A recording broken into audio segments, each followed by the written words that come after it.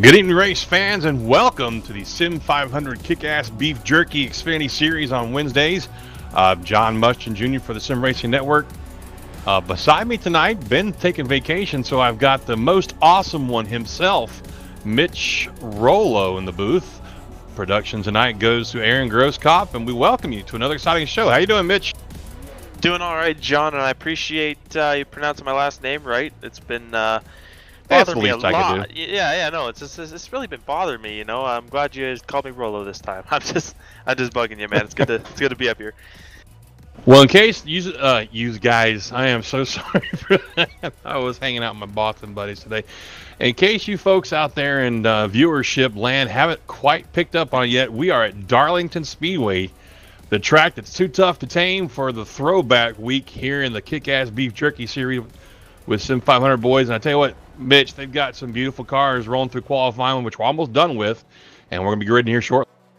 They do, John. It definitely takes back a few years seeing all these old cars out here, and I'm excited to get racing here at Darlington. It's always fun race to watch at Darlington and fun to drive. But trading the steering wheel for the microphone tonight to come up here and have fun watching these guys here with you. Well, qualifying's just about done. We got about 10 seconds left, and so far only 14 of the 25 cars I think we got here tonight have chosen to take a qualifying run. And right now it looks like Jason, Mr. Excitement Jacoby, is holding down that pole spot there, Mitch. That he is, John, as everyone's going to start gridding up here. I'm just excited to get going here, but do you see Jason Kobe on pole, but Trey Edson right behind him? He's going to be a hard guy to beat here at this track at Darlington. And Trey's on fire, but we're going to go ahead and talk to our pole sitter real quick. A guy who's already had a pole so far in this series, if I'm not mistaken. Jason Jacoby in that car number 39. Good looking car there, Jason. This is John from the booth. You got me? Thanks, John. Yes, sir. How you doing tonight? I'm doing great. Loving that Dale Jarrett throwback, buddy. Talk to us about that pole run you just put up. Man, I tell you what, it was a very fun lap. I think the key here is to run smooth. Hopefully I can do it. I think, none of us run the perfect lap. If we did, we'd all be a lot faster. I know I definitely missed a lot of time out there, but I seem to have a knack for this track. Ever since my buddy Chris Hurlow told me how much he loved it, his love for this track was infectious. It rubbed off on me, and I've run better ever since. He just talked so highly of it. It really put a love of this track for this track in me, and I've run better ever since. So I really love this track now. It used to be one of my tracks I struggled at, but thankfully things have turned a corner. I'm better at it now. Well, I'll tell you what, bud, we look forward to watching you run tonight. What can we look for out of you tonight? You going to try and take it easy, or are you just going to go out and hold that lead and keep it for the whole race if you can? I don't know what I'm going to do. I got to try to keep it smooth, but you know me, John, I might put it in the wall a couple times here and there. So might give the Darlingtons try. May not, but overall, no matter what happens, going to have fun for sure. All right, bud. We'll tighten them up and get ready to go. We'll see you in a little while. Thank you, John. See you guys. That was our pole sitter, Jason Jacoby, and that pretty damn good looking Dale Jarrett ride he's got going on there. So we're going to go ahead and roll through our top 10 real quick. As we just said, Jason Jacoby is on the inside pole there. The number 39 Quality Care Ford Credit Mustang. I almost said Ford Thunderbird. To his outside, that number 10, we talked about him earlier, Trey Edson, in what is a Terry Labonte throwback scheme, but it says Kick-Ass Beef Jerky in honor of our sponsor. Starting third tonight, John's going to be at 00 of Larry Pace, and to his outside, the second row is going to be the 20 of Chad Coleman, starting fourth. Inside row 3, Dave Comstock in the 42. To his outside, Tommy Ryan in the 99. Anthony DeBarro and Timothy Johnson going to make up the 7th and 8th place cars in row 4. And in row 5 inside is Anthony DeBarro in the number 84 car, it looks like. And then Dwayne Vincent's 10th, and that's your grid. And we're green, folks. Here we go. And up front, we've already got some jostling for second place. That's going to pan out. Going to be single file now going down to 1. Looks like Jacoby got a pretty good start there, Mitch. That he did, John. And you see most of the top 10 here are going to be all single file by the time they get off of turn number 2 here. First battle on the track is going to be back. As you see, a car dropping out of the pack there on the back straightaway, John. Not sure who that was. That looks to be the number 88 of Brandon Bowie. So not sure, maybe he was just moving to the back and trying to stay out of trouble here, John, off the start. But that'll be a story to watch for the rest of this race. Yeah, I believe that's his intentions. It's a long race, 128 laps at Darlington. It's a grueling race. So we'll just keep our eyes out on Brandon, see if that was his plan the whole time there. I didn't see him get loose or anything, so maybe that's his idea. And he's already pressuring the one car right in front of him of Chris Cabot in that Baby Ruth throwback to Jeff Gordon's rookie days in the Busch Grand National Series. That he is, John. A lot of space between, well, the top three here. You can kind of throw them under a blanket, but behind them, big gap back and forth, and then 3 more cars under a blanket there, sort of. So lots of spread out racing so far here at Darlington. I think these guys are just, know what they're up against with this long race here. They're just going to take it easy and try and save these cars to the end of this thing. Yeah, that's probably a good idea. And I'll tell you what, I'm looking at DeBarro's Coors Light car, but we said it was a throwback weekend, but let's be honest, DeBarro's always in that car, so it's like always a throwback weekend with him, Yeah, DeBarro has run the Coors Light car since I can remember. Back when I was his teammate, even he would run it. That was a few years ago. So DeBarro didn't really need to even change cars this weekend or this week here at Darlington. No, he didn't. And folks, if you're not familiar with Darlington Speedway, it's I don't know where you've been hiding for the entire last half of the 20th century, I guess. Darlington's a fantastic track. It's one of the older tracks, I think, if not the oldest track on the circuit. And it's kind of like, if you look at it from way up high, like a satellite shot, it's shaped like an egg. So you've got a really tight, 3 and 4, and 1 and 2 are a little bit wider and more sweeping. And you can really actually, in these cars, almost hold the throttle down the entire way through 1 and 2 the first few laps. But then the tires go away real fast here, Mitch. I mean, they go away in no time at all. That they do, and especially that's especially noticed in 3 and 4, John. These cars are super tight in 3 and 4, just because of how much smaller that end of the track is. Like you say, they handle awesome through 1 and 2, but 3 and 4, them things they don't like to turn so well. So these guys are going to need to take care of their tires really well here tonight if they want to make any ground on the long run. I talked to a couple. Let me try that again. I was talking to a couple of the drivers earlier tonight in TeamSpeak there. And their idea was to maybe back that corner up 3, going into it a little bit more than they normally would, just to see if they can get the tires to last a little bit longer. Our track temp right now is 89, which is pretty decent, but it could come up a little bit with the sun beating down like it is right now. It could, John, and that'll cause for a lot less grip in this track and a lot more sliding around, which will be fun to watch, but maybe not so fun for these drivers trying to battle this track, which is already tough without the car sliding around like they will if this track gets hot. That's absolutely correct. And right now, folks, I'd like to direct our cameras to the number 51 of Nick Tim.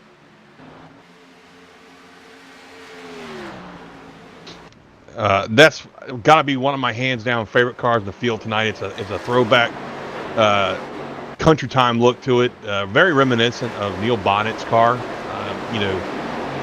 from way back in the day. And right behind him is a Stacker 22, or the Stacker 2, those energy pills they used to have. Wow. See some great looking cars out here, man. There's a lot of them out there, John. Almost contact there. That was pretty close. Yeah, it is. The car that he almost had contact with was the 9 of Bobby Wetzel, and Bobby's car is a pretty unique car. That's actually the design that they drove around the track on a Monte Carlo, I think it was, maybe. Oh, we got a car brushing the wall already. There's that famous Darlington stripe. But when Earnhardt got inducted to the Hall of Fame, I believe it was. Can't remember the exact event it was for, but they drove this car around the pace laps with that paint scheme on it. It was really cool. That it was, John. And looking back up to the lead here, Jacoby has absolutely run away with this thing so far. Definitely an impressive run early for Jacoby. Yes, it is. I'm looking at his car here. He's already got himself a Darlington stripe. Folks, we're going to see that a lot tonight. They got to run this track really, really close to the wall on both ends, really. And the way they run through these ends, through these corners, is going to dictate how much speed they get down, the straight.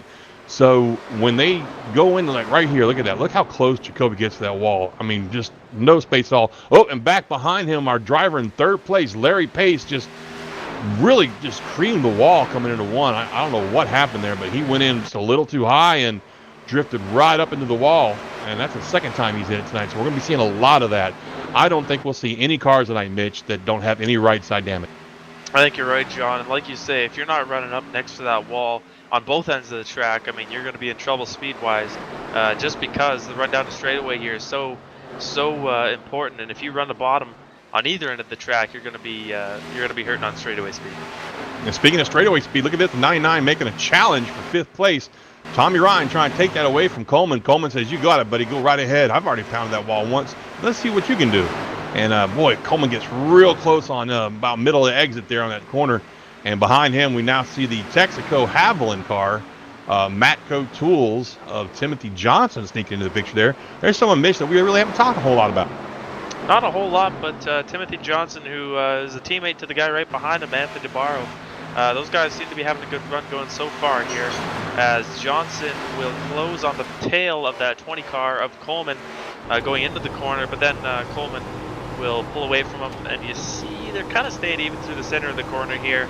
But then Johnson down to the straightaway here. Look at the run he gets, John. He's trying to, as we're on board with the 28, trying to get by that 20 of Coleman, but can't quite do it here.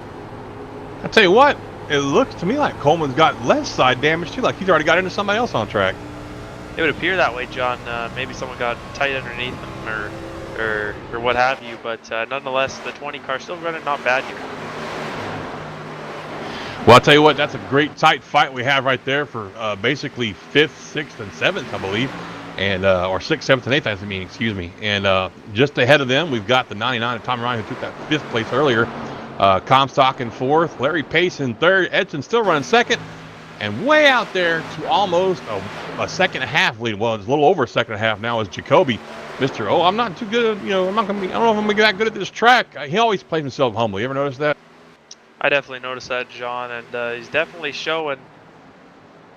And oh, he's back on track there. He was having issues with his internet. He scrubs the wall there in 3 and 4 there, John. Looks like not a lot of damage from it anyhow, but like I was saying there, Jacoby doing a heck of a job tonight. Yeah, we've already had some connection issues with Nick Cohan. He dropped out earlier, and he's back now, but he's 7 laps down. And that, folks, is our version, the sim racing version of unknown technical failures. In real life, you get broken transmissions sometimes or a broken axle. Well, in sim racing, we get dropped connections, and it sucks.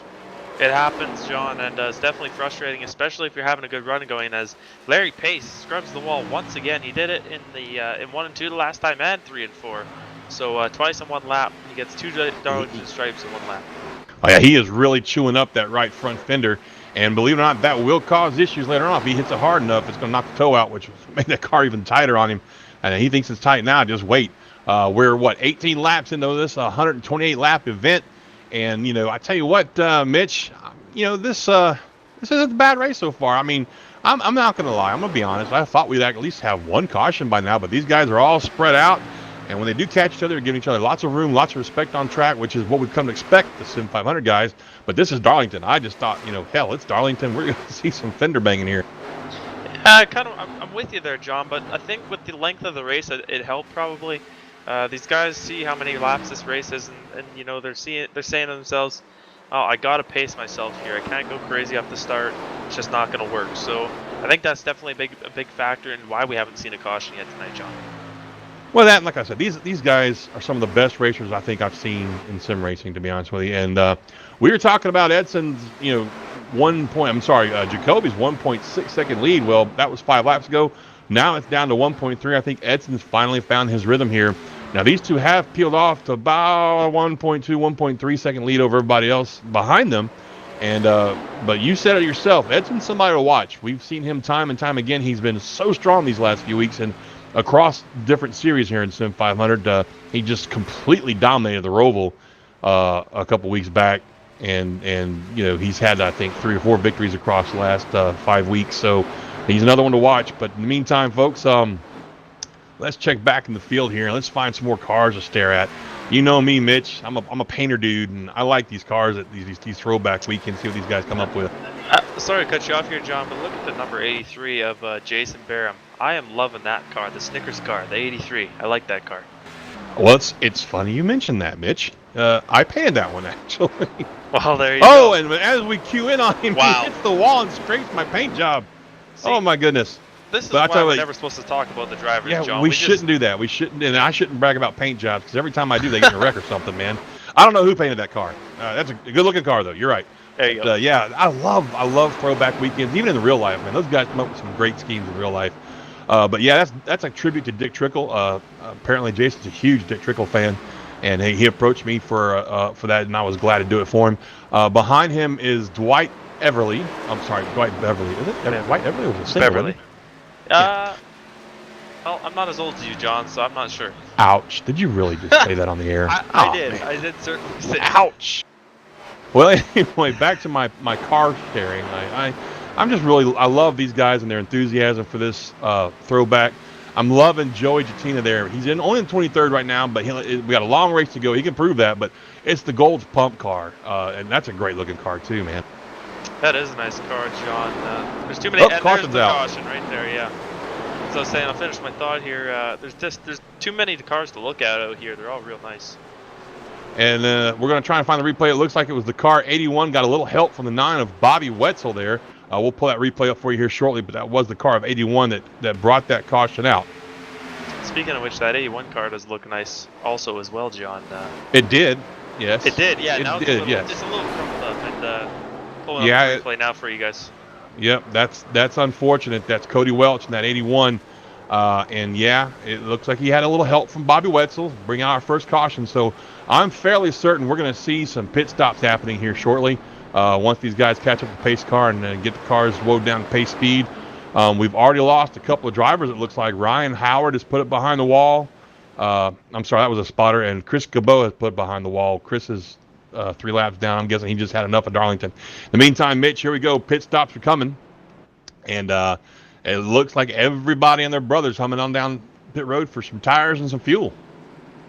They are, John, and we've talked about it in the past. You guys have talked about it in the past as I listened as the producer, but we have these drivers cannot make mistakes on pit road or it's going to cost them. It's going to cost them big. When you make a mistake like pulling in your pit box and not getting the car positioned correctly in there, and you end up wasting 5 or so seconds, that means a lot of positions, could end up outside the top 20, so they're going to have to be careful with that.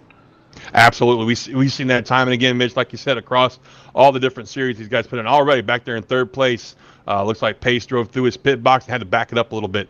We're going to go ahead and let pit stops run through, and we'll probably take a break here in a minute, but we're going to let these pit stops run through and see who gets out first. And it looks like Jacoby's going to win that race off the pit road. And right there, we saw it. He came in 3rd, and he's going to come out. We don't even know. Larry Pace went through his pit box. We'll let that shake down, let these guys drive around, folks. We're going to take a commercial break, and when we come back, we'll run back through the top 10, and let's see where everybody came out after the pit stops there.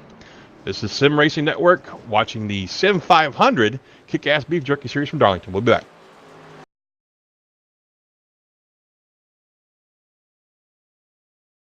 All right, Watson, let's analyze the chemicals in this cigarette smoke. Cadmium? Check. Formaldehyde? Check. Arsenic? Sir, isn't arsenic what they used in rat poison? Yeah, isn't arsenic what they used in rat poison? Oh, what was I thinking, sir? It's not like we're gonna smoke them. Neither will the rats. Tobacco is no joke. Cigarette smoke has over 7,000 chemicals. Learn more at thefactsnow.com. The most realistic online racing sim ever made. This is iRacing. Detailed laser scan tracks, fully dynamic real world cars, and over 50 series to choose from. 6 online world championships offering over $100,000 in annual prizes. This is the original esport racing game. This is iRacing.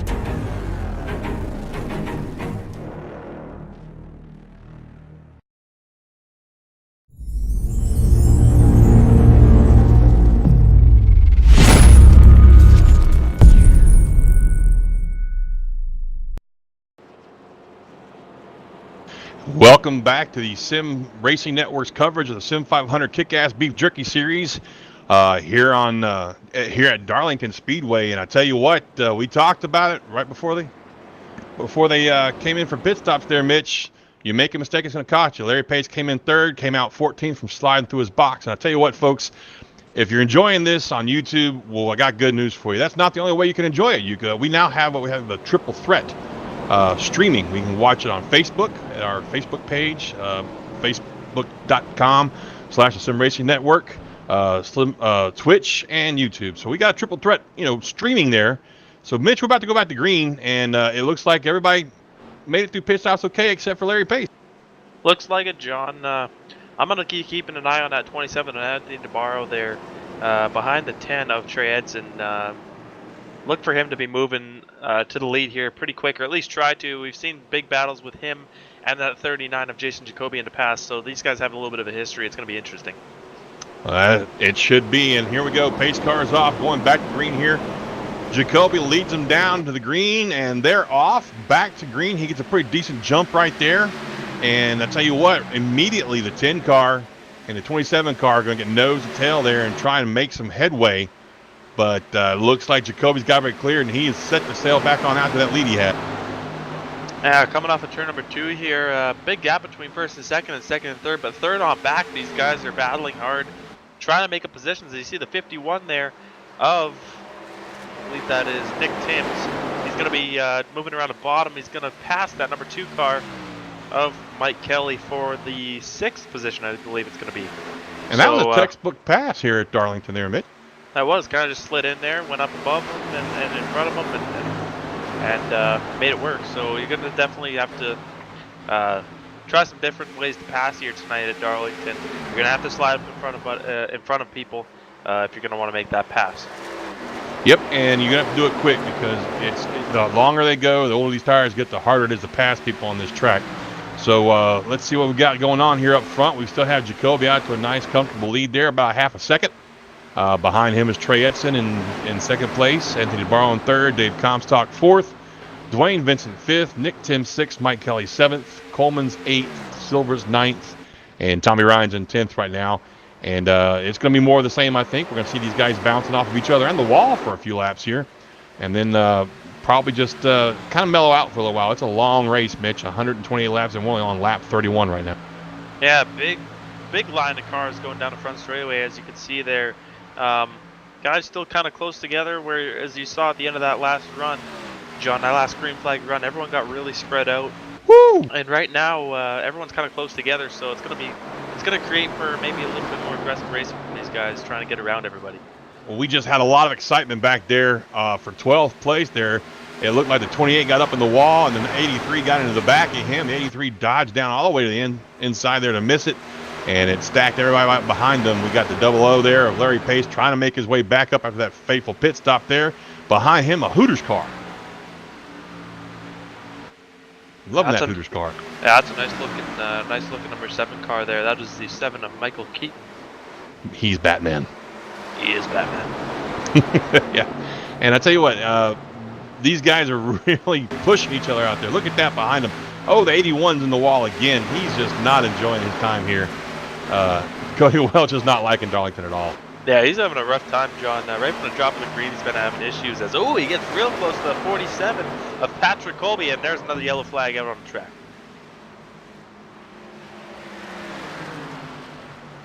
Not real sure where that was at. Looks like the 16 and the 9 were involved, so Bobby Wetzel involved in his second caution. We'll get the replay up shortly here. Looks like the 16 just, as you get the replay right now, the 16 just misjudged the braking point and it got into the 9 of Bobby Wetzel there. So and then the 25 got into the back of him, and so on and so forth.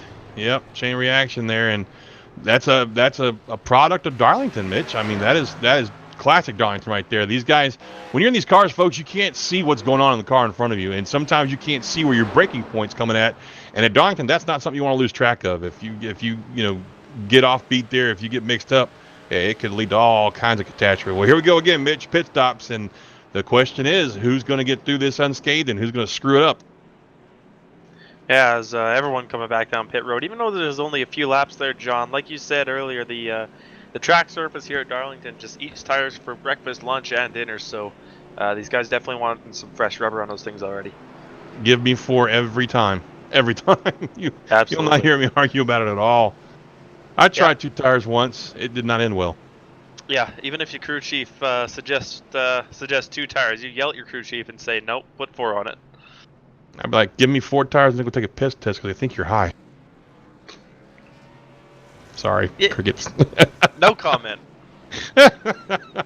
I think Jacoby just took 2. So yeah, we were just talking about that. And Jacoby does take 2. I'm not sure I agree with that call, John. I realize that he wants to keep the track position and stay out front, but these guys all with 4 tires behind them, it's going to be tough for him to stay out there. Well, I don't know. Nick Silver looks like he took 2 as well. Why is he picking on tires, I wonder? Huh. I don't know what they did to him. We'll have to ask him. Yeah, he definitely took only 2, so I don't think he was the only one, Jacoby. So we got Silver out there on 2, and let's see who's behind him. Tommy Ryan almost took 2. Also took 2. Almost? How do you almost take 2? Yeah, I don't know. You're right. I shouldn't pick on you, but yeah. So maybe he's not the only gambler out in the field. So this should be interesting to see. Again, it's been a while since I've run on this track. I'm talking at least two years, maybe more. So several different tire models have come out.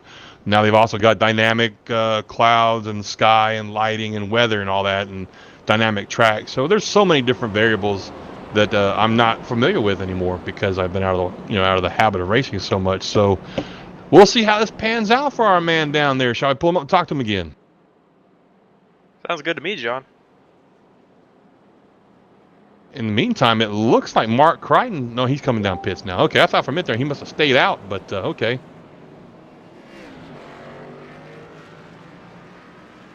As we'll see if we can get into the radio communications of Jason Jacoby's team here and have a talk with him. I got him. Hey, Jason, this is John up in the booth. How you doing, bud? Great, John. How you doing, sir? How's the race going for you? It's going really well, man. So that first run, I wasn't. So Trey was catching me because I was really missing my marks, and then just before that first caution came out, I started getting in a better rhythm, and then that last run, I was really just driving smoother than I had the first run, and so now that I'm on 2 tires, I'm just gonna try to keep it smooth again, and I'd like to say hey and thanks to everyone watching. Having everyone watching makes these races a whole lot more fun. So yeah, John, that's all I got to say for now, but hopefully I make the end of this thing, and if I do, you're always welcome to pull me in for in-race interviews. All right, brother. Well, look, you're about to go back to green. Tighten up them belts and get ready, bud. Thank you, sir. See you guys. Well, there you have it. That was an intentional taking of 2 tires. Not that I was saying he wouldn't, but well, he knows he's gonna have his hands full. He had to do something to make things different. But luckily for him, Mitch, he's not the only car that did 2 tire stops, so he should be fine. And I tell you what, look who's back there in 6th place. Nick Timms in that 51. Yeah, he slowly and surely made his way up, John, and like you were saying there, now Jacoby's got a bit of a buffer there with the 15 and a 99 also taking 2, so he might not be in too bad a shape here, but hopefully it doesn't go too long of a run here, because then he might be in trouble. And that's true. So here we go. Pace car is off. Green flag is out. Jacoby wastes no time at all getting in the gas, and he's going to put out to a pretty decent little lead there over the 15 car of Nick Silver. It's an interesting little paint scheme he's got going on there. I'm liking that. Behind Nick is the 10 car of Trey Edson, excuse me. I'm going to get that out eventually. Tommy Ryan brings up 4th, and the 99, and Nick Timms back there in 5th now. He's made up that 1 spot. That's a beautiful car. DeBarro's in 6th. Kelly's back here in 7th. Dave Comstock still riding in the top 10 in 8th place. Chad Coleman still in 9th, and Dwayne Vincent finally cracked the top 10 tonight. As here comes DeBarro underneath the 51 of Nick Timms, trying to go for that spot. And got some really good speed. It looks like he's making up some dang good ground right there. Man, he really sitting in that turn. That he did, and back up behind them as we go on board with DeBarro. Back behind them, I was saying Comstock tried to make a move on the 2 of Mike Kelly, but just couldn't get it done in 3 and 4. So Comstock trying to make his way back up through the field, but not quite able to make that pass. God, I love watching these guys run this high line and then arc it down low on exit there of 4. It's so fun to watch at this track. It really, really is. But what's even better is when they've been on track for a good 25, 30 laps and those tires are just screaming for mercy. And then you see them sitting down there in the 3 like that. It's fun. But they are having their hands full right now with turn 1. I've seen like 3 cars just in the last lap all We thought here, probably won't show up too much though in a short run, more in a long run, John. So if we get a long run here, we'll see how Jacoby makes out there. Yeah, I tell you what, I'm watching him, and Edson's line's almost exact same through the turns, but Edson still manages to make up time somehow on track with Jason, like right there, especially going to 1 and 2. He's real good in 1 and 2. Yeah, you can visually see the closing rate there from Trey Edson to the leader of that 39 of Jason Jacoby, and back behind him, Nick Silver, a guy who we haven't really talked a whole lot about. After taking 2 tires, though, he's up here in the 3rd place. Crazy right now, but I'm telling you, if we get a late race caution, say, you know, maybe 15, 20 to go, it's probably going to be crazy.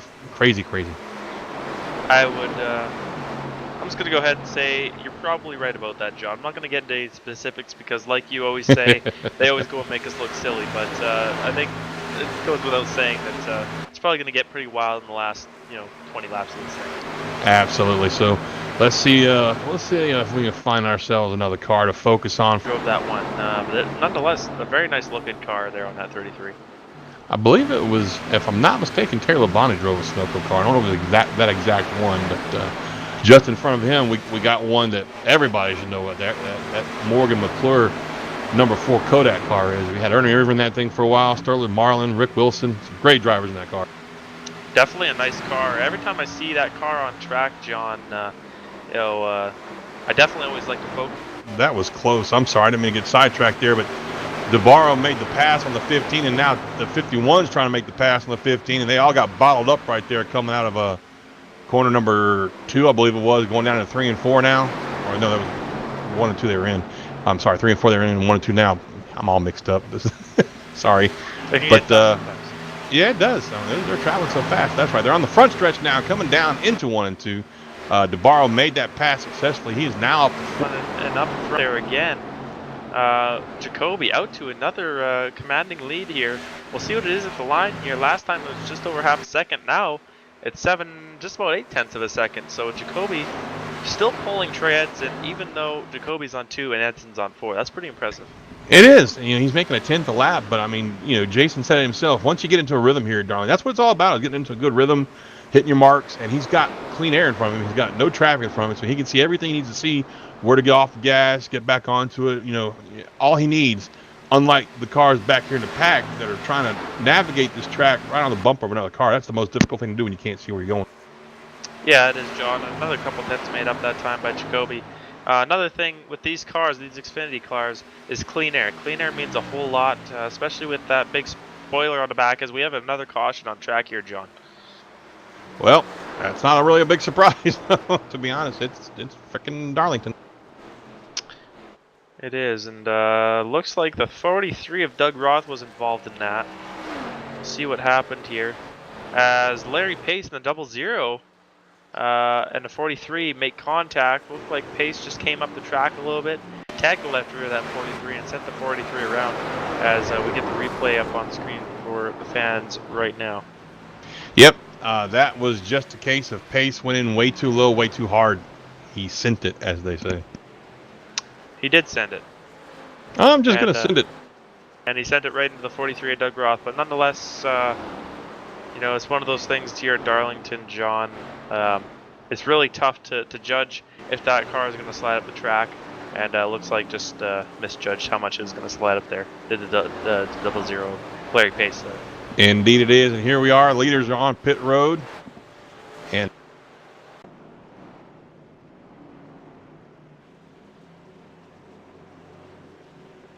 we're going to take a quick commercial break while these pit stops take place, folks. We'll be right back.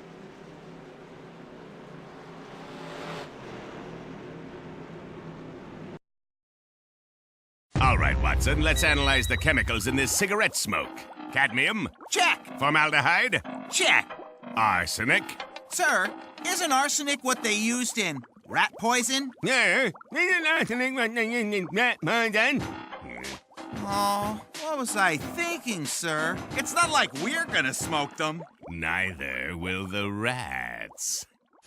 Tobacco is no joke. Cigarette smoke has over 7,000 chemicals. Learn more at thefactsnow.com.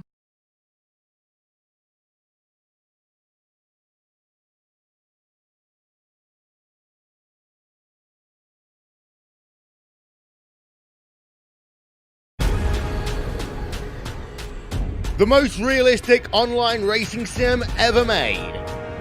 This is iRacing.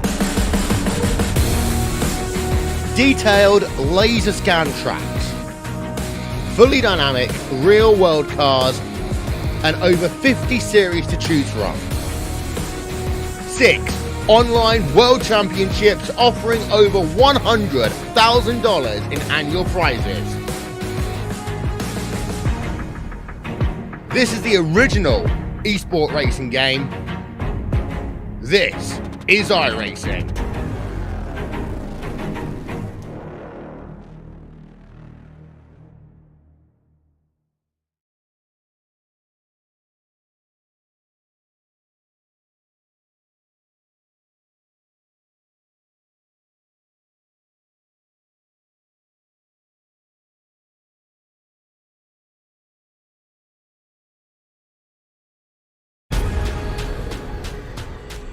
The most realistic online racing sim ever made. This is iRacing. Detailed laser scan tracks, fully dynamic real world cars, and over 50 series to choose from. 6 online world championships offering.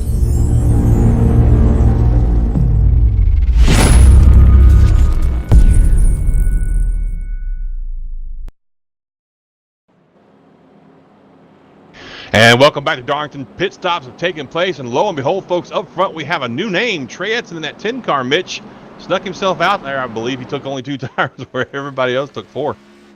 Yeah, so I'm assuming that Trey Edson. Oh no, Trey Edson did take 4 tires there, John.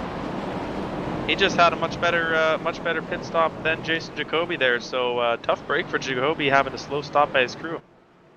Well, let's see what he can do now. He's only going to have 1 car in front of him, but that 1 car can make a world of difference on the front of that snout there as far as aerodynamics and downforce goes. So we're going to stack them up right here, folks. About to go back to green. The lights are off on the pace car. We're coming down here. The back stretch, I do believe. Heading into 3 and 4. Our top 10 is Trey Edson in the lead. Took it from Jacoby in 2nd place there in the pits. Tommy Ryan in 3rd. Nick Timms 4th. Nick Silver 5th. Dave Comstock 6th, Anthony DeBarro 7th, Mike Kelly 8th, Timothy Johnson 9th, and Dwayne Vincent's rounding out our top 10. Here we go. Lights are off. Pace car is in, and we're going back to green. Let's see what Trey Edson can do with this lead for a while, Mitch. Yeah, we'll see if he can get a good start on Jacoby, and that he does. Leaves Jacoby in the dust, John, as the green flag's back on the track. Jacoby going to try and reel him in here through 1 and 2. We'll see. It'll be interesting. This is the first time anyone else has had the lead on track, John, so we'll see if Jacoby can try and get around that 10. Yeah, it'll be interesting to watch. But, man, I tell you what, look behind them. This huge fight we got going on back here. A lot of scrambling for positions back there with these guys that have all these fresh tires. And, you know,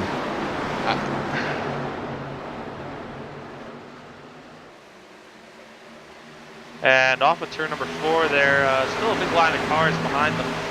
But looks like everything's kind of singled out, or spread out, sorry, a little bit more, as they go through turns 3 and 4. Sorry, that was turn number 1 and 2, as they go down to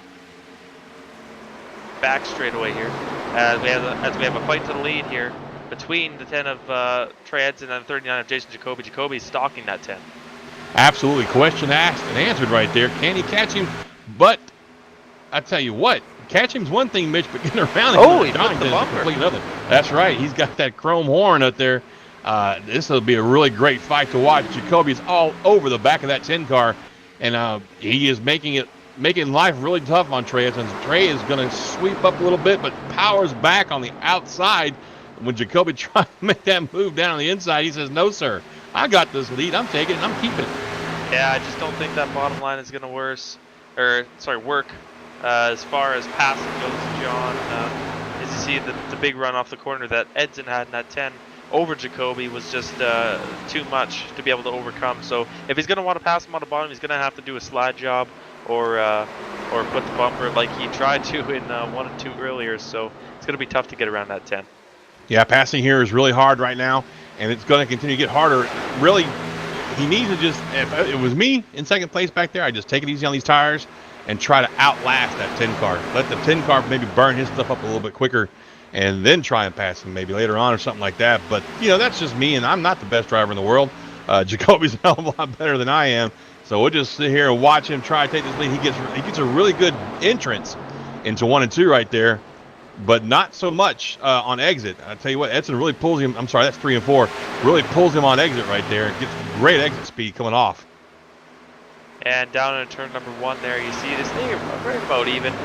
They both go right up to that wall. Like you said earlier, John, they're running a very similar line, almost exactly the same. So, you know, they're obviously very even. So that's going to be that much tougher for Jacoby to get back around that 10 car. It's always tough to pass here at Darlington.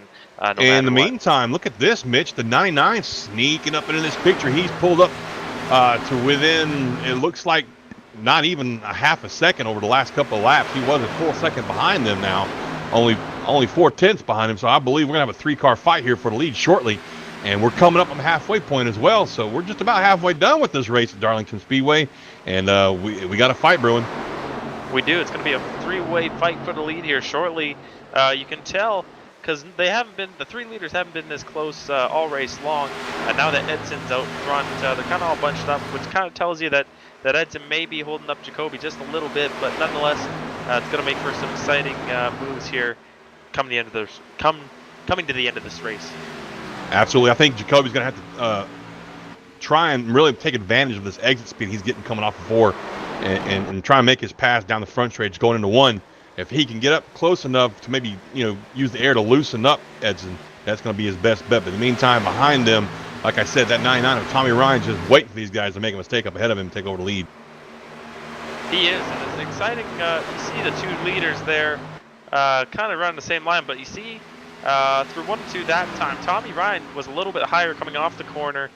Didn't really make a difference one way or the other, the different lines that they were running, but that could come in useful at the end of this thing, as Ryan could get above that 39 of Jason Jacoby in the middle of the corner and try and get around him and go for that lead with Trey Edson.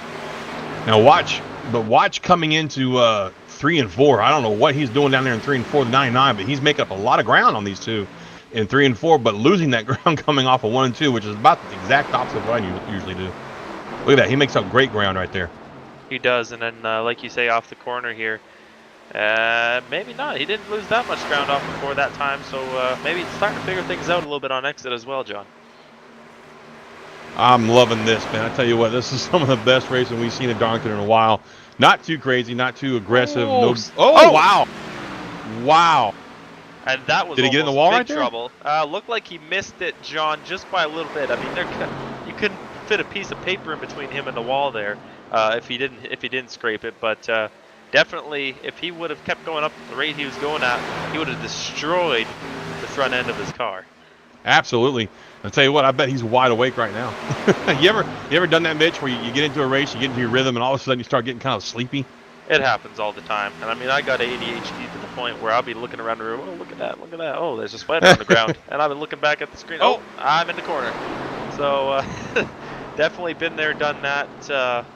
But luckily Jacoby missed the wall there. So we still got a good fight for this lead. Ryan dropping off a little bit, though. I was about to say, not only did he miss the wall, but he's actually gained ground on Edson in that 10 car. I want to see how he's going to try to make this pass. I'm interested to see this. I mean, we know Jason's a great driver. Oh, look at this run. Yep, he's got a great run coming down the backstretch going into 3 and 4. Going to send it down into 3 and make that slide job work, but he's got to keep it off the wall now. It's a big thing. And look at this. We're going to try for the crossover from that number 10 of Trey Edson. It's going to be a drag race coming down the front stretch, but nope. Jacoby's going to take that spot away, put Jacoby back to first, and Edson back to second. Man, that was great right there. That was a great job by Jacoby to pass him good and clean. Jacoby, 99% of the time, doesn't like to put the bumper. We saw it in the late model race there a few weeks back in the Joe Gibbs Racing Offseason Sim Series. powered by interstate batteries, but right there he did a great job getting by Trakeley. Absolutely, and I tell you, that was impressive. But now Tommy Ryan's got his sights set on that second place. He's pulled into Trey Edson there, a pretty good lick there. So we could see a little bit of battle there. I don't know if Edson's just going to back off now and maybe rest his tires and see what he can do with Jacoby down the line. You know, we've been at green now for, let's see, let's count some laps here, shall we? We went back to green on lap 55, so we've been green now for 14 laps. We should start seeing a lot of, slipping and sliding here in the next few laps, Mitch. And sure enough, as I say that, Edson back there got a little wiggle coming off a turn there and allowed Ryan to get right up on that back bumper. It's going to be fun to watch as this run goes on to see how these tires fall off and see how the guys handle it. One thing I noticed is the car scene is pretty tight tonight. So especially with the car being tight like that, you're going to see them get a little pushy loose on exit. What I mean by that is you have so much wheel into it trying to get the thing to turn that it pops loose on exit and surprises you. And a lot of guys end up going around because of it. That's true. And I tell you what, we got a lot of good battling going on back here for 9th, 10th, 11th, and 12th. I can't even keep up with who went where, to be honest with you. There was some grinding on the wall, some passing being made. So I tell you, it's been really exciting back here. But meanwhile, back up front, Edson has started to stretch that lead out. I'm telling you, he's the dominant car right now, Mitch. This is the guy to beat, is Jason Jacoby, that 39 Quality Care Ford Dale Jarrett throwback. That was a mouthful. Wow. But, yeah, he is just, he lost his lead in the pits, and it took him a little while to get it back. But now he's got it. He's gone. And it seems like that's been the theme of the whole night, John. Jacoby, there's no one really even being able to hang with him at all. So Jacoby's got to be feeling good right now. As long as he doesn't make any mistakes, this should be his race. But you never know what might happen on pit road or with the Darlington stripe. That's always an issue as well for these drivers. So, and they've been handed out in quantity tonight. Those Darlington stripes have. There's been too many to count. We should have had a Darlington stripe counter up on the screen for the fans. That would be a great drinking game, don't you think? Every time somebody gets a stripe, just take a shot. I mean, but we can't do it because we've got an ounce, Yeah, we wouldn't be in too good a shape after the race. Yeah, the show would probably lose its entertainment value about 10 minutes in. But anyway, back to business. We're going to do a quick top 10 rundown. We got a little brief cut in the action there. Jacoby, as I said, out to almost a 1-second lead. Edson second. Tommy Ryan, the 99, in third. Dave Comstock in the 42, fourth. Anthony DeBarro with that beer car, the Coors Light car. I love that car, man. Fifth. Mike Kelly with the Zaxby's car. Zaxby's pretty good, but we got better down here. It's called Cane's. He's in sixth. Nick Silver in seventh. Larry Pace in eighth. Dwayne Vincent ninth. And Timothy Johnson in that Haviland Ford has bounced off the wall, I think, more than anybody else tonight, but he's still got himself a top 10 going right now. Yeah, so John, this top 10 pretty strung out all the way until, I'm going to say, around the 8th to 9th, 10th positions there. It's a 00, 13 to 28, all kind of close together. The 00 kind of pulling away now. And speaking of that 00, Larry Pace, after making a mistake on pit road earlier, John, looks to be kind of rebounding a little bit. Yeah, he's been getting his rhythm down, and I've been watching him kind of, here and there, making his moves and trying to stay out of trouble at the same time. He's been doing really, really good.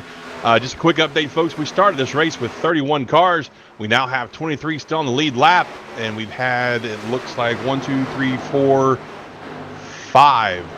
cars pulled behind the wall. And then there's Nick Cohen, 5 laps down, but he's still out there chugging away. Yeah, Cohan right from the get-go had issues, like we were saying, with his internet connection. Yep. And as we we got a car spinning in front of him. Wow.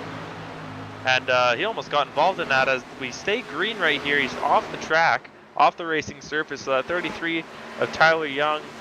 He's trying to get up on the apron right there. He's stuck. Look at him. Yeah, he's I can't believe the caution's not out yet. This is in front of the leaders. Yeah. So he gets. Thank you, iRacing, for being so entertaining. Absolutely, John. As we're gonna get a replay of that incident up for you here on screen. As looked like just lost it going down the back straight away. Oh, the 14 car of Joey Jatina. He almost hit the 14 of Joey Jatina going into turn number 3. and looks like he just spun himself out to try and avoid it. So kind of an interesting deal. And then he as far as spins that it goes. again. I think he's got some issues with that car. Something's broke on it because he is swinging all over the place, like almost like he's got some flat tires. But we don't get those in iRacing, so he might be having some issues with possibly his steering wheel or something like that. But you're right. It looked like the 14 of Joey Jachina came off of the turn a little loose there and probably checked up to save his car and caught Tyler completely by surprise. And on that note, folks, we're gonna go take a quick break. We're gonna leave it corner to corner, so you're not gonna miss any of this action here, and we'll be right back in a few.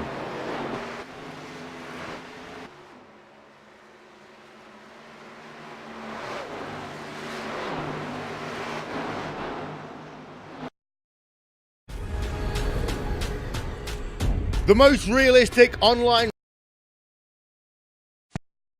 All right, Watson, let's analyze the chemicals in this cigarette smoke. Cadmium? Check. Formaldehyde? Check. Arsenic? Sir, isn't arsenic what they used in rat poison? Yeah. Then.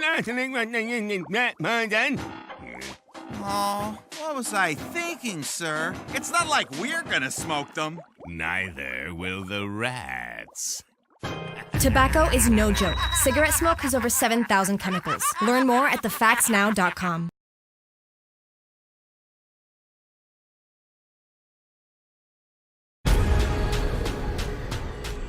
The most realistic online racing sim ever made. This is iRacing. Detailed laser scan tracks, fully dynamic real world cars, and over 50 series to choose from. 6 online world championships offering over $100,000 in annual prizes.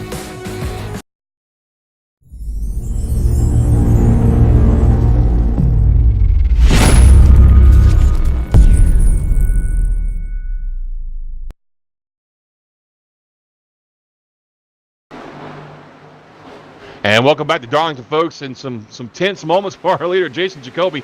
He's pulling out to a 1.6-second lead, but he's caught lap traffic, and one of them in the form of the 4 car bounced off the wall right in front of him. Probably just make sure he was awake back there, huh, Mitch? I'm not sure about that, John. I'm sure Jacoby, got a little bit frightened there when he saw a lap car, hitting the wall right in front of him. I'm sure it had to be a tense moment for him.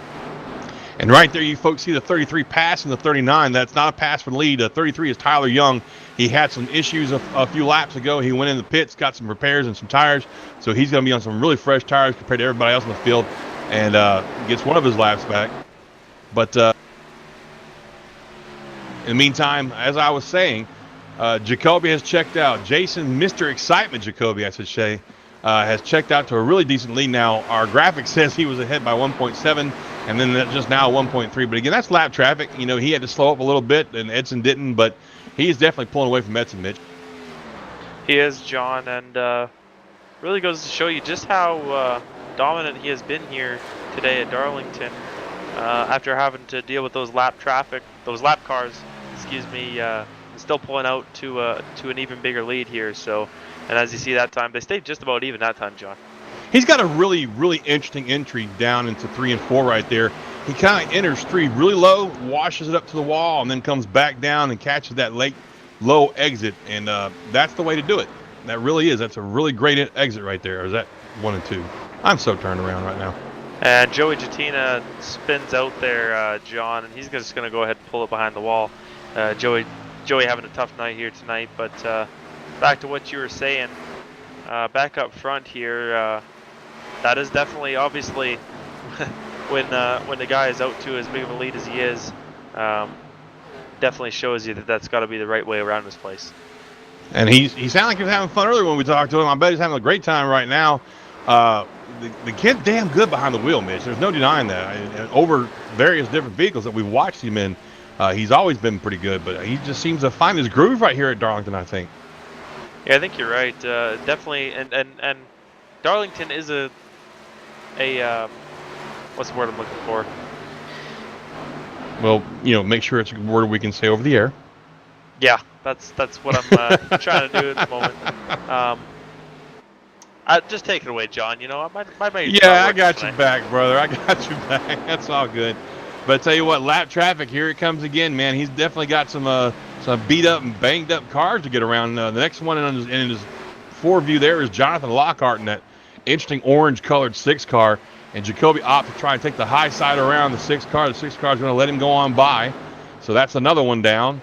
And now he's got a few car lengths before he gets to another beat up, banged up car of Doug Roth in the 43 Petty lookalike paint scheme there. It's a good looking Jacoby car. in the wall hard. Oh, wow. Let's go back and take a look at his car here. And definitely messed up the right front of his car pretty bad. Oh, yeah. He slapped that wall pretty good. Let's back it up about 2 minutes, John. A rhythm racetrack is the words that I was trying to search for. A rhythm racetrack. But anyway, back to the. Well, I believe Jacoby Jacoby just broke a guitar string there. I'm sorry. That was horrible.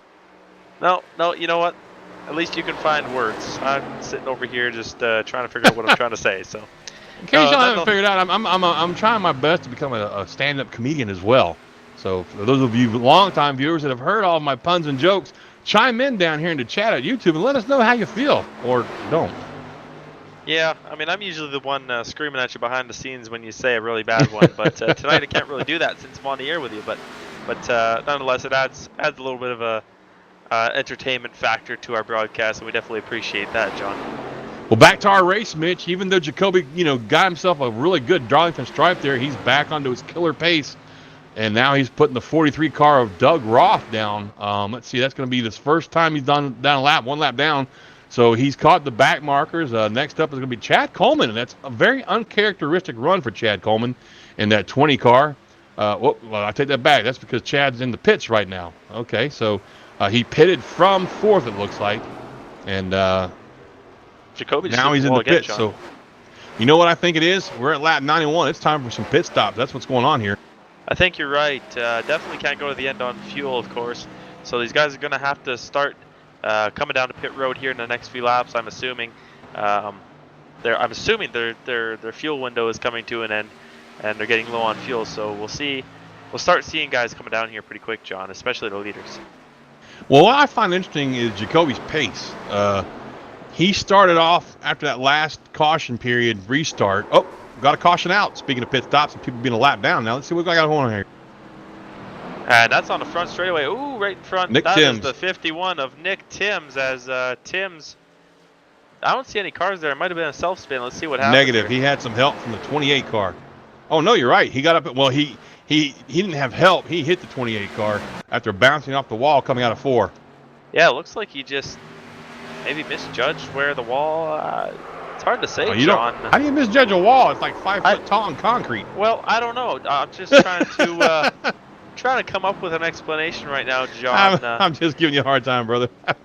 Never coming into the booth with you again, John. Oh, come on. It's not that bad. Nah. In the meantime, Mitch, we've got the leaders hitting pit road now, but they're really spread out because of the lap traffic they've been in. And that traps a couple of cars down, which I'm pretty sure they're probably going to take that wave around and try to get a lap back. Some good cars out there, too.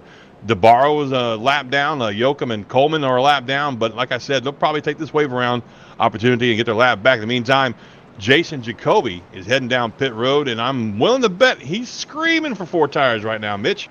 I guarantee it. You saw at the end of that run, John, he was having a lot of issues keeping that car out of the wall. So Jacoby is definitely looking to get some fresh rubber on that car, and try and get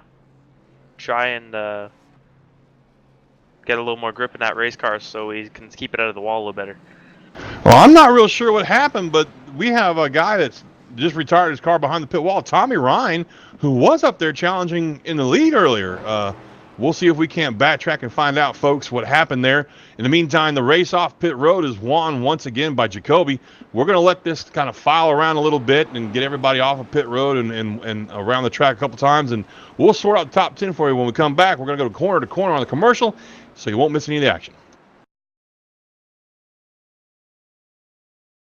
All right, Watson, let's analyze the chemicals in this cigarette smoke. Cadmium? Check. Formaldehyde? Check. Arsenic? Sir, isn't arsenic what they used in Rat poison? Yeah. Oh, what was I thinking, sir? It's not like we're gonna smoke them. Neither will the rats. Tobacco is no joke. Cigarette smoke has over 7,000 chemicals. Learn more at thefactsnow.com.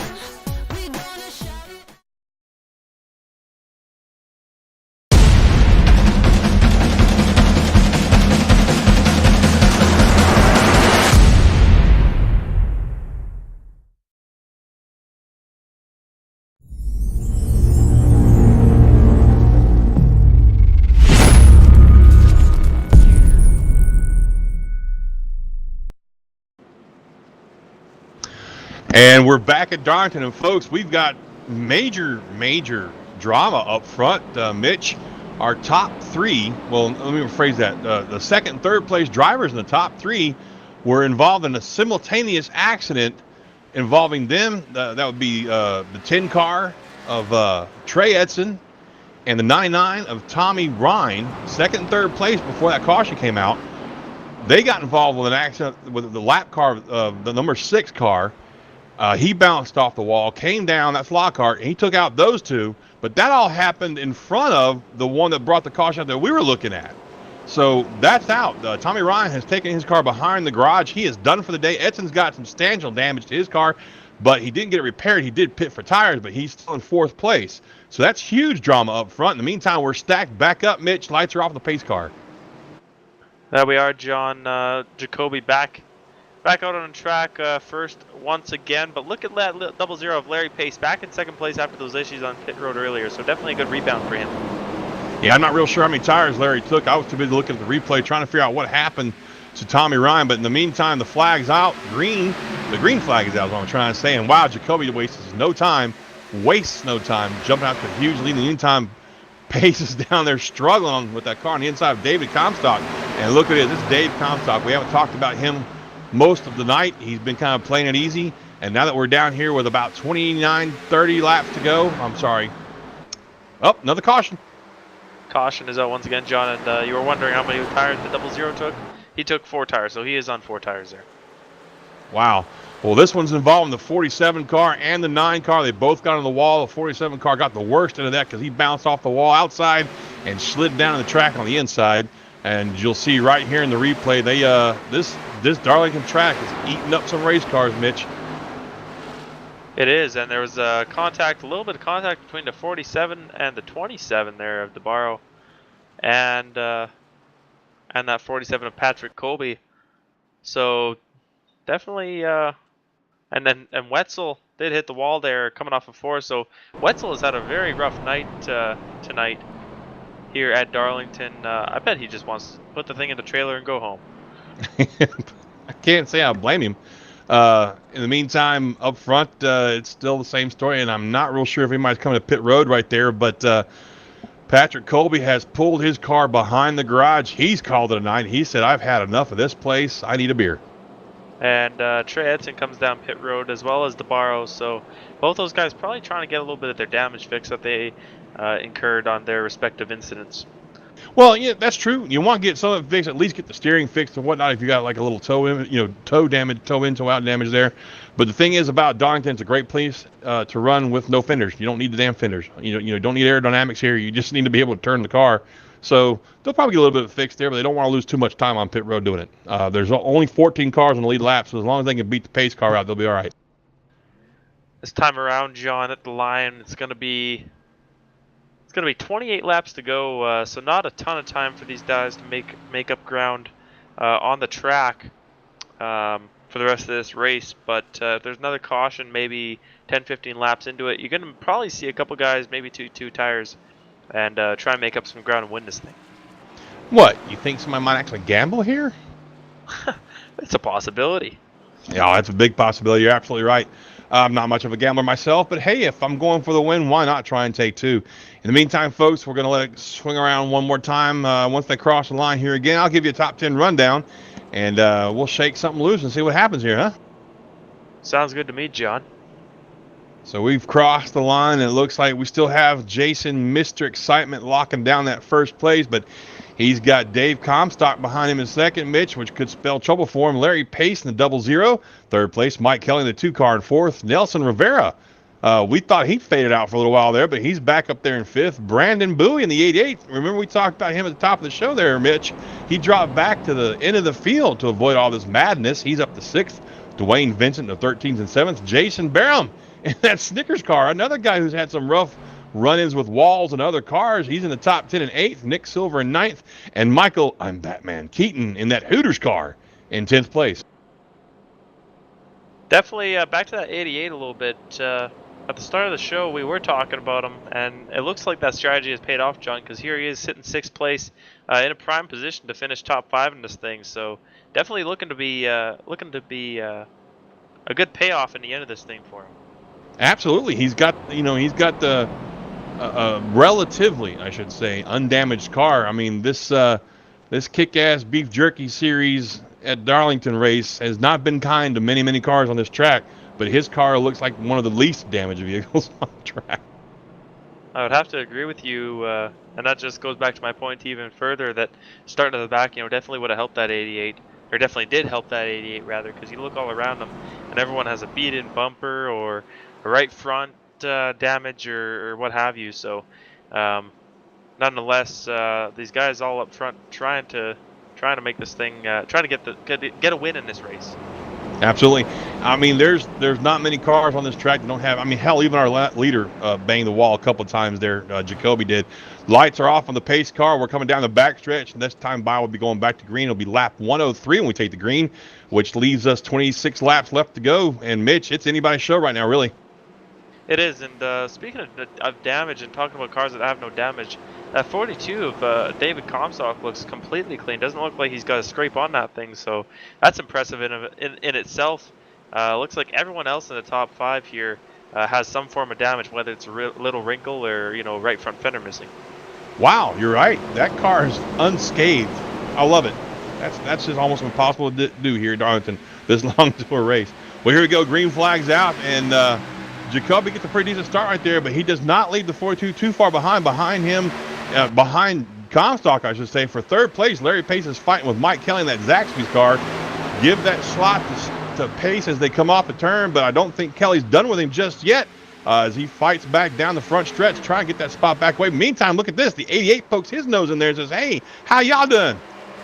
88 of Brandon Bowie trying to make something happen on the bottom side, but like we said earlier, it's going to be tough to make anything happen on the bottom side. You're going to have to either slide jump or you're going to have to get up above in order to pass here in Darlington. That's absolutely correct. And now as we see they're spacing out a little bit, there's a little bit of room between Pace and Kelly and Bowie. And in the meantime, back here, somewhere around, I believe it was 12th place, I saw some folks, no, it was 10th and 11th. DeBarro fighting with the 15 car of Nick Silver for that spot. DeBarro sends it hard into their turn right there, makes that pass work, slides up in front of the 15. The 15 says, hey, man, I don't like that. Don't do that again. Bumps him a little bit, but they continue on, and we're going to move Mr. DeBarro up to 10th place there, it looks like. And he's going to Charlie Mike, try and get some more spot there, it looks like there, Mitch.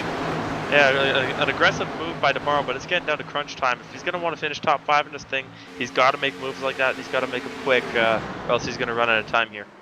That's absolutely correct. And I'll tell you what, man, these guys are flying. They're hauling the mail right now.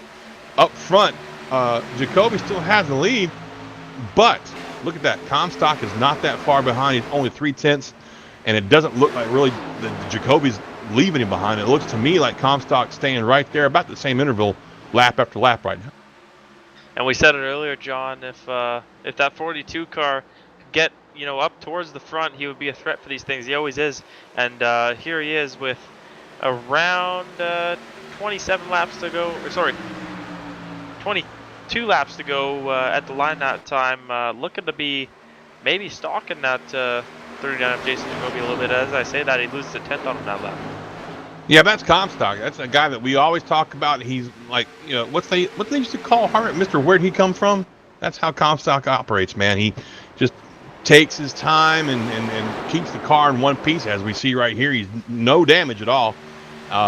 Early in the race, if there's somebody that's pushing him for a spot, he'll usually give it up, knowing that he's going to get back by that guy later on. So here we are, almost 25 laps to, under 20 laps to go, and he is fighting for the lead. And looking back a little further now, John, at that 27 to DeBarro, he's made up another couple positions. He is ticking them off real quick here. Went right around the outside of that 22 of Nelson Rivera, so that car's still got a lot of speed in it. If Anthony can maybe play some strategy, if there's another caution, he could be a threat for this win here at Darlington. And he's another car we were talking about. Very good shaped car. Very good shaped car. It's got minimal damage, is what I'm trying to say there, Mitch. You'll have to pardon me. My South Louisiana's poking out. It is just a little bit, John, but not a big deal. I think we all enjoy it. I appreciate that. Every now and then. Too much of it, you know, when it gets too much, I'm always sure to let you know. You know that. Oh my goodness! Look at this fight between the 83 of Jason Barham, that Snickers car, and the 27 of DeBarro in that Coors Light car. DeBarro wants to get by, and he's gonna get by. He's gonna take that spot away. We're gonna move him up to 6th now, and Barham now has his hands full. The 22 behind him of Nelson Rivera. I told you, man. DeBarro's going to take no prisoners here to try and get back to the front of this field. He's now 6th. I think he restarted around 11th place. So DeBarro, I mean, passed like we haven't seen anyone pass tonight. So good job by DeBarro. He's now setting his sights on that 2 of Mike Kelly to try and get into the top 5. DeBarro, you know, this track really agrees with some drivers, and with some drivers it doesn't. And I think you said it best earlier. It's a rhythm track. Drivers who can get into the rhythm quickest and get used to, you know, how to get around the track the quickest are the ones that really stand out at places like Darlington. And DeBarro seems to be one of those guys, man. I tell you what, that's and then up front, Comstock is pulled within 0.2 of a second behind Jacoby for first, and Pace is right there also, just 2 more tenths back behind Comstock. So here we go again, Mitch. 3 good cars vying for the lead here with less than 17 laps to go. And it's getting down to crunch time, so you're going to see Comstock get a little more desperate in the moves that he makes on the track, John, and you're going to see maybe an aggressive slide job or maybe a little bit of a bumper action going into one of these turns. So definitely something to watch for there. Well, I'll tell you what, we've got a Ford Mustang up front. We got 2 Camaros chasing it down, and it looks to me like Comstock's making up a lot of ground middle to exit in these turns on Jacoby. So he might want to try and take the advantage of that and maybe try and cut that car down just a little bit to the left and pass Jacoby on the stretch going down into the turn. Yeah, and as you see through 3 and 4, Comstock pretty close on that rear bumper, the 39 of Jason Jacoby. That time at the line, John, just over 0.2. So Jacoby pulls him by about 1/10 that time. These guys are just going back and forth. It's kind of like a Slinky? A slinky or an accordion, whatever you want to call it. Accordion effect. There you go. Yeah. Accordion effect. Yeah. I'm having a hard time finding my words tonight, John, but it's the race, Mitch. It does it to us all. You're just so excited. Your brain says, "I don't want to talk. I want to watch." I understand completely. I'm like that with Ben when he's up here in the booth. I just want to listen to him all night long, but we can't do that. In the meantime, back on track, you're talking about these top 3. They've pulled out to a 3-second lead over the rest of the field back there. Brandon Bowie in 4th. He's 3.21 back behind the leader. DeBarro is in 5th. He has caught Brandon Bowie in that 88 car, just about. And then Mike Kelly in 6th, Nelson Rivera 7th, Dwayne Vincent 8th, Jason Barham 9th, and Chad Coleman's back up there in the top 10. And I tell you what, you're right, though. DeBarro is just picking these guys off one by one, but he's running out of laps, Mitch. I don't think from where he's at, without a caution, he's not going to be able to catch these leaders. As we see Bowie pull down the inside and let him by, he's not even going to fight him. He's going to let him go, and that's his mark of a good, smart racer right there. Bowie knows that DeBarro is faster than him, and he's just going to go ahead and say, look, man, you go ahead and take it, and I'll live to fight another day. So DeBarro now up to 4th, John, and now a big gap between him and the 3rd place car of Larry Pace in that 00. So it's going to be tough, like you said, to catch him without a caution. But if we do get a caution, definitely DeBarro going to be one of the ones to watch for this win tonight. And if we do get a caution with, you know, enough time to get in the pits and get back out and go back to green, does anybody pit and take tires? They take 2. What's going to happen? I don't know.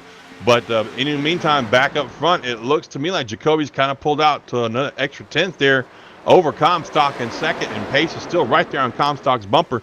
So it might be a case now of Comstock not so much driving offensively, but defensively instead. Yeah, and I don't know if Comstock is just realizing that, hey, it's going to be tough to pass him.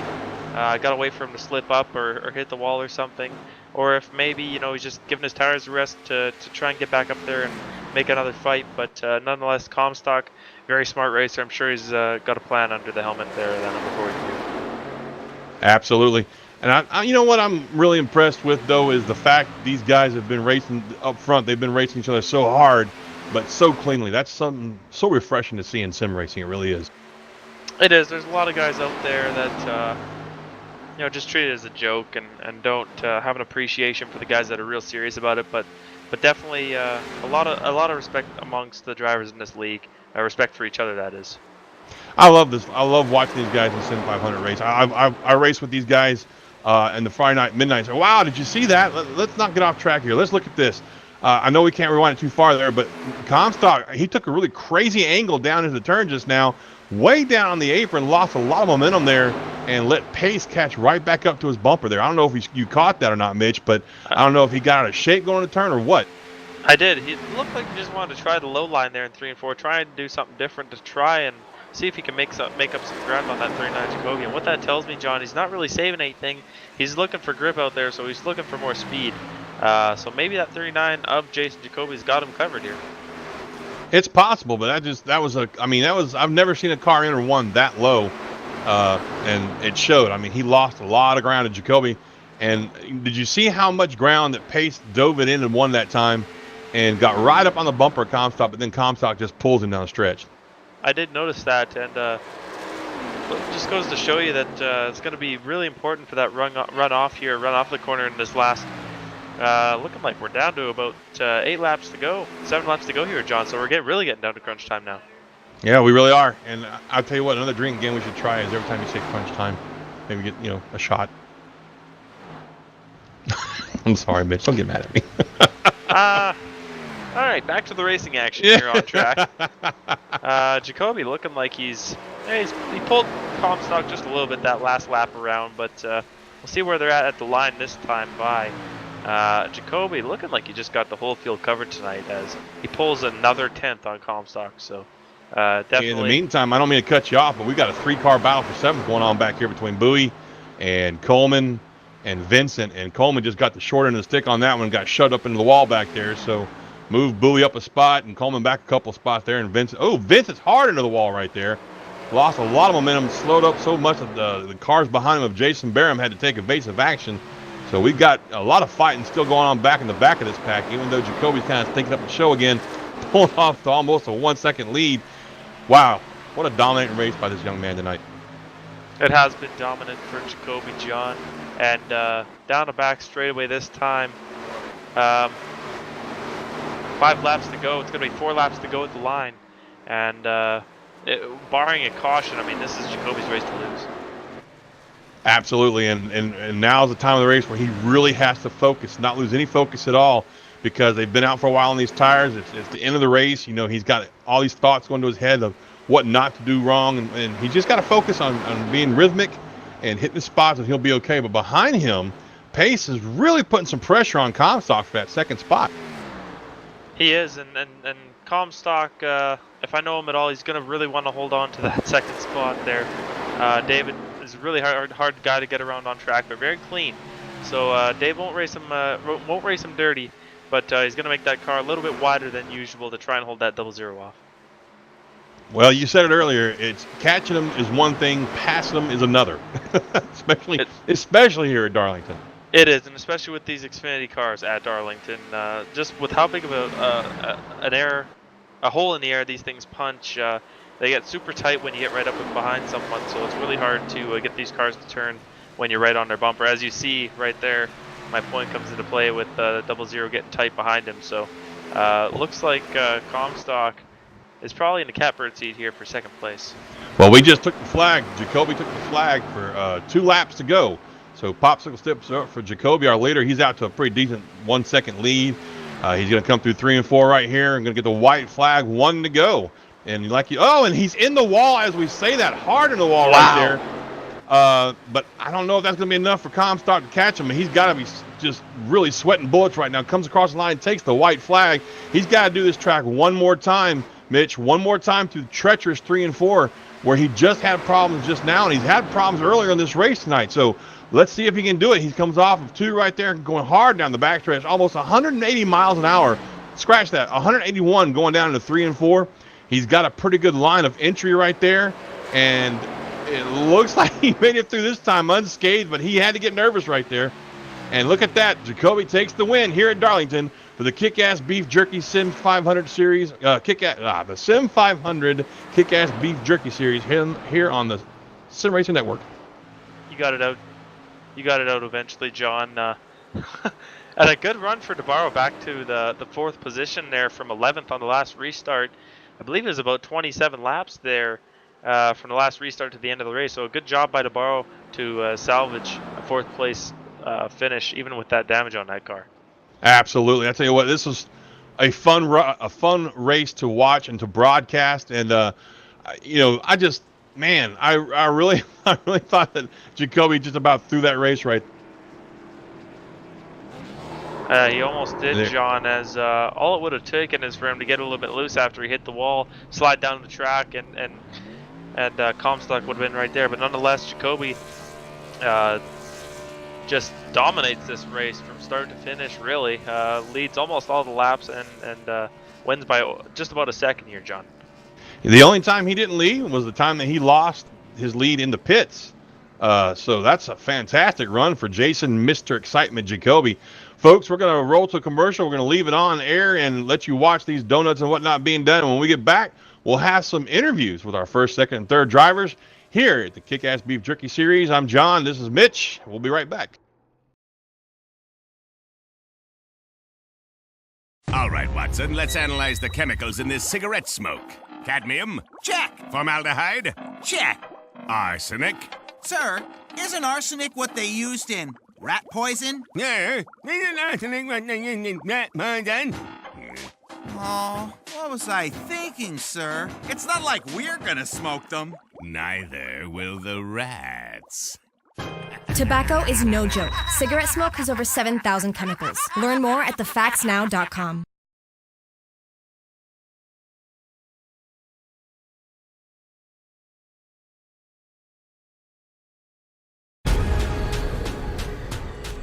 The most realistic online racing sim ever made. This is iRacing. Detailed laser scan tracks, fully dynamic real world cars, and over 50 series to choose from. 6 online world championships offering over $100,000 in annual prizes. This is the original esport racing game. This is iRacing.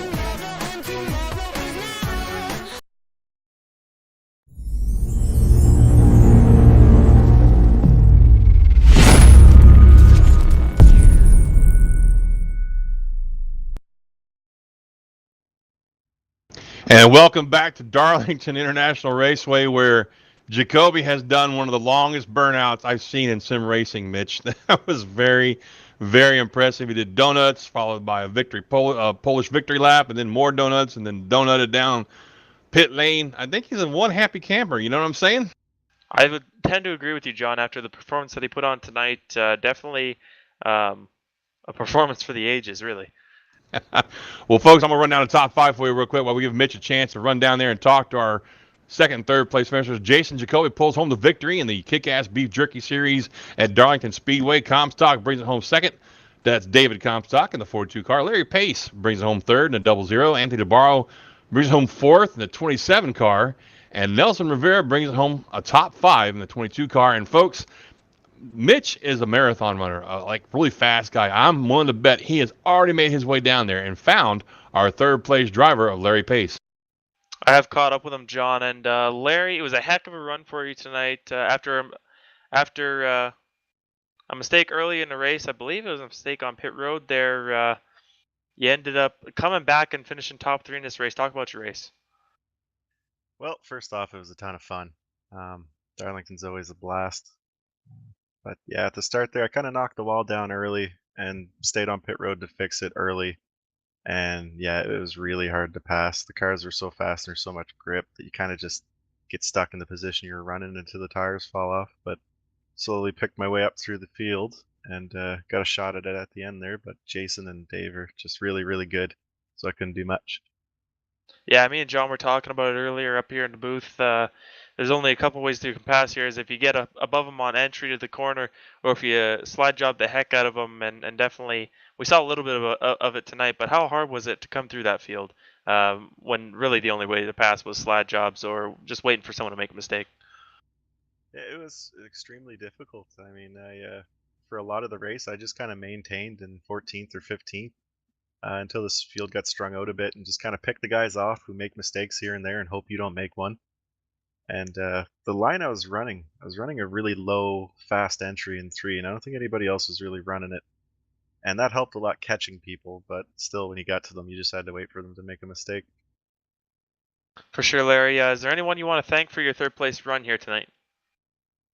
First off, I want to say sorry to Doug Roth. We got together earlier in the race, and I took a vote. I've not been too happy with my season so far. I've caused about 3 major wrecks, and I really don't like doing that. But I'd like to thank everybody at Sim500, Kickass Beef Jerky, you guys, SRN, 3 Unit, John Prather, Steve Sheehan. That's pretty much it. John, that was third place finisher tonight, Larry Pace, and I'm going to go try and catch up with David Comstock here. Sounds good. Why don't you go track that guy down? Tell you what, man, Pace is a calm fellow for somebody who had a penalty on pit road and literally had to, I'm not a penalty, but a mistake on pit road and had to pick and fight his way all the way up through the field again. He was very calm. That he was. And now, John, I'm down here on pit road, a little further down pit road with the number 42 of David Comstock. And David, heck of a run here for you tonight.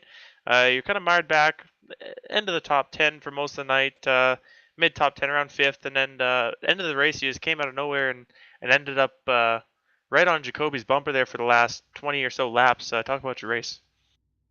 Yeah, started out near the front, had one of those short runs where we all pitted, and tires is really important here because this place eats up tires. So we did 4 tires and a few others took 2, so that kind of put us back a little bit. We were like probably right around 4th or 5th at the time and got toward the back in a top 10 and kind of picked our way through the cars there because we had a bit of a green flag run there, and pretty crazy with the wreck we had through 1 and 2 with the 2nd and 3rd getting taken out in that. So surprised the yellow didn't come out because there was cars spinning everywhere. I had to go slow down. He was all the way down to the 3rd gear on the apron trying to slow down to avoid it. So I don't know what the deal was with that there, why there wasn't a yellow, but it was unfortunate. It took out my teammate there, Trey. But dodged all the mess, took care of the car.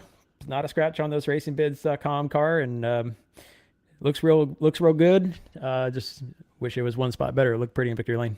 Yeah, absolutely. Yeah, we were actually talking about it on the broadcast, David, about how clean your car was. But also, I want to ask you too. It looked like it was extremely difficult to pass out there. Talk about how you made up those positions and made those passes happen. Yeah, to just formulate your runs off the corner. Just pick and choose which side of the track that you're better on against the guy ahead of you that you're trying to get by, and just hope that you get further, far alongside of them that it forces their hand to where you have to lift because it's hard to go side by side on the corner. So, it was real fortunate with a lot of sportsmanship with those racing around tonight. We all gave each other a lot of room. Just a shame again with the lappers that causing a bit of melee there. Absolutely. Dave, is there anyone you want to thank for your run tonight? Yeah, I'd like to thank everybody Aftermath Motorsports, their support, trades, and unfortunately EJ and Fuller couldn't make it in tonight, but their support every week as well. RacingBiz.com, if you go to Facebook and check out the live auctions there. They got all kinds of NASCAR racing merchandise, die-casts, hero cards, door numbers, all kinds of stuff. You can go try to go put bids out on the win. So go check that out. Moss Energy, Gary Mercer Trucking, JD Lair, JDR Graphics, kept it clean all night for him tonight. So no Darlington stripe here. And SRN, you guys for broadcasting, Kickass Beef Jerky for sponsoring the series, and everybody, all the admins at Sim500. We appreciate your time, David, and congrats on your third place finish. Thanks. Second place finish. And as now we're going to send it down to John Mushin, who I believe is caught up with the winner of this race, Jason Jacoby. That's right, Aaron. I have made my way down to Victory Lane for the Old Schools Graphics and Designs Victory Lane interview. And no, Jason, I'm not going to try and take you from first place and put you in the second like some people do. I'm going to congratulate you, my friend, on a win. And I just got one thing I got to say, man. You got to work on your burnouts. That was kind of boring. I know, man. I went absolutely crazy with that. If that were a real car, that wouldn't happen. But for sim racing, you got a little more leeway to tear these things up, which is what I did, not only after the race, but during the race. I put it in the wall a few times, and I hope I learned a lesson from this one, man. So fortunate to have the speed here, but I might be needing to improve my ability to think smart and not put it in the wall when I have a good lead. So, did that a few times. So it was great racing with the guys, and I don't know, man. I go back to Chris Hurlow. He changed my whole viewpoint on this track. There's some tracks in iRacing, throughout sim racing when I ran NR 2003 that I always just was lacking at. And, those three tracks, Dover, Darlington, and Pocono, are some of my best tracks now. So it's amazing the changes happen. And, thanks again to Chris Hurlow for the pep talk here, and everyone, again, for watching. And see, you're saying you made mistakes on track, and I was fixing to congratulate you on the on-track engineering adjustments you made. That's what we call that, by the way, when we slap the wall inadvertently. But Jason, that was a really exciting race. But man, you really kind of dominated there. Mitch and I were talking under caution that the only time you lost the lead technically was in the pits, and then it took you about 4 or 5 laps to get it back. So congratulations on a great run. A fantastic victory at the track too tough to tame, Darlington. Do you have anybody you want to thank for your victory, bud? Yes, sir. So all of the Sim Racing Network's viewers, all my awesome stream viewers at youtube.com/jjacoby88, Jeffrey Ford for the lowest prices on computers. He helps people get into iRacing by offering the lowest prices so that people can get in iRacing. He doesn't have a website yet, but if you head over to my channel, youtube.com/jjacoby88, you can find out where to contact Jeff for your computer. Carbon Racing Solutions, Seat Time Racing School, Seat Time, the lowest prices on NASCAR driving packages. Where one really cool thing about going to Seat Time is when you get to drive their stock cars that are former NASCAR race cars, it really helped me dial in the sim racing rig that I'm running, and it made it feel a lot more realistic. And when you feel like you're doing the real thing, courtesy of Seat Time Racing School experience, then you have more enjoyment, and you might have more motivation to run faster because you know what you're driving in the sim feels really, really almost dead on close to what you do in the stock cars in real life. So, man, that's it. And thank you, Ben, Mitch, Aaron, whoever's behind the scenes. I don't know if Ben is here tonight, but thanks to each and every one of you guys. And it was a blast, man. I'll see you guys the next one. Well, that was Mitch, my sidekick tonight, and Aaron was producing. But thank you for the warm words there, Jason. Congratulations again on your victory. That was Jason Jacoby, Jason Mr. Excitement Jacoby, as I like to call him, in Victory Lane. And I tell you what, Mitch, next week they're heading to Kentucky. That's going to be a fun one. It's going to be a fun one, John. These guys never fail to put on a good show in this Kickass Beef Jerky Winning Series, and I'm definitely excited to witness that thing next week. Well, folks, that's pretty much going to do it for tonight. We glad you tuned in, and don't forget you can catch us on Twitch, Facebook, and YouTube now with the triple threat there. Then, like we just said, we're going to Kentucky next week to start the chase off for this series. And I'm not real sure who the points leaders are right now. I don't have the points up in front of me. You can find that at the sim500.com website. Just click on the Wednesday night Kick-Ass Beef Jerky Series. The Kick-Ass Beef Jerky Winter Series. I'm going to get that right one of these days, I promise, folks. Anyway, You click on that, and you can find schedules, points, and all that stuff. And hey, you know what? You might even want to try applying to the league. These are some great guys to run with, all professionals in their own right, great drivers, as you just heard, very polite folks, fun to run with. Anyway, that's going to do it for myself, John Mushroom Jr., Mitch Rollo in the booth, behind the scenes, bringing these awesome pictures was, oh my God. Aaron Groskopf. John, I'm I don't sorry. think that Aaron's going to be too happy with you after this thing. No, I'm so sorry, Aaron. I am so sorry. But yes, Aaron Groskopf bringing these pictures tonight, folks. Mitch, you got any last thoughts before we depart? I just want to say that this was a really exciting race, and I'm happy to be up in the booth with you guys tonight. I don't get to do it very often, the announcing side of things anyway, so it's definitely fun when I get to come up here and help you call these things, John. Well, it was great having you, even though you're Canadian. And the minute you walk in the room, the temperature drops 10 degrees, but that's okay. Anyway. Hey, now. Well, folks, that's going to do it for us tonight from the Sim Racing Network. I'm John Mush and Mitch Roll, Aaron Groskopf. You folks have a blessed evening, and we will see you next week at Kentucky Speedway.